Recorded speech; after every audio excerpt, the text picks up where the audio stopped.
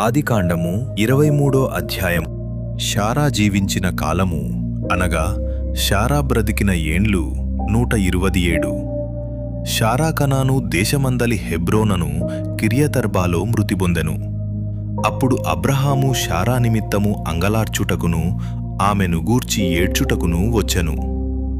తరువాత అబ్రహాము మృతిబొందిన తన భార్య ఎదుట నుండి లేచి హేతుకుమారులను చూచి,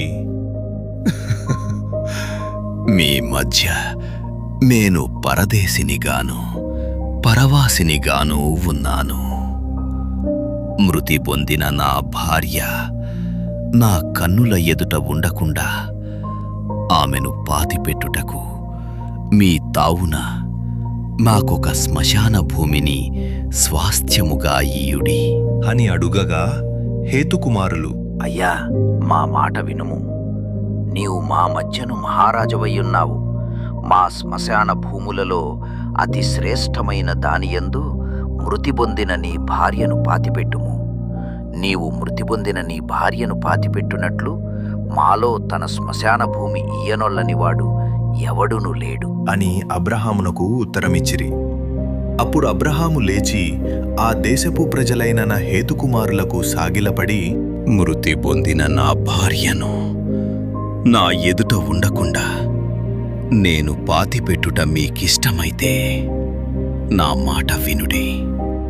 సోహరు కుమారుడైన ఎఫ్రోను తన పొలము చివరను తనకు కలిగియున్న మక్పేలా గుహను నాకిచ్చునట్లు నా పక్షముగా అతనితో మనవి చేయుడి. మీ మధ్యను శ్మశాన భూమిగా నుండుటకు నిండు వెలకు అతడు దానిని నాకు స్వాస్థ్యముగా ఇయ్యవలెను అని వారితో చెప్పెను. అప్పుడు ఎఫ్రోను హేతుకుమారుల మధ్యను కూర్చుండియుండెను. హిత్తీయుడైన ఎఫ్రోను తన ఊరి గవిని ప్రవేశించు వారందరి ఎదుట హేతుకుమారులకు వినబడునట్లు అబ్రహాముతో చెప్పిన ప్రత్యుత్తరమేమనగా, అయ్యా, అట్లు కాదు, నా మనవి నాలకించుము. ఆ పొలమును నీకిచ్చుచున్నాను, దానిలోనున్న గుహను నీకిచ్చుచున్నాను. నా ప్రజల ఎదుట అది నీకిచ్చుచున్నాను. మృతి పొందిన నీ భార్యను పాతిపెట్టుము అనెను. అప్పుడు అబ్రహాము ఆ దేశపు ప్రజల ఎదుట సాగిలపడి, సరే కాని నా మనవి ఆలకించుము. ఆ పొలమునకు వెల ఇచ్చెదను. అది నా యొద్ద పుచ్చుకొనిన ఎడల మృతి పొందిన నా భార్యను పాతిపెట్టెదను అని ఆ దేశ ప్రజలకు వినబడునట్లు ఎఫ్రోనుతో చెప్పెను. అందుకు ఎఫ్రోను, అయ్యా, నా మాట వినుము.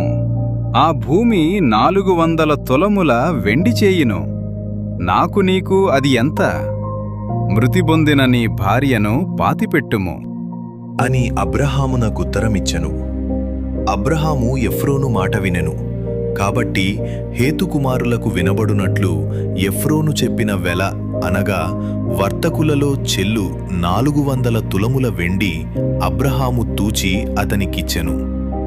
అలాగున మమ్రే ఎదుటనున్న మక్పేలాయందలి ఎఫ్రోను పొలము అనగా ఆ పొలమును దాని ఎందలి గుహయు దాని పులిమేర అంతకిలోనున్న ఆ పొలము చెట్లన్నీయు అతని ఊరి గవిని ప్రవేశించువారందరిలో హేతుకుమారుల ఎదుట అబ్రహామునకు స్వాస్థ్యముగా స్థిరపరచబడెను. ఆ తరువాత అబ్రహాము కనాను దేశములో హెబ్రోనను మమ్రే ఎదుటనున్న మక్పేలా పొలము గుహలో తన భార్య అయిన శారాను పాతిపెట్టెను. ఆ పొలమును దానిలోనున్న గుహయు హేతుకుమారుల వలన శ్మశానము కొరకు అబ్రహామునకు స్వాస్థ్యముగా స్థిరపరచబడెను.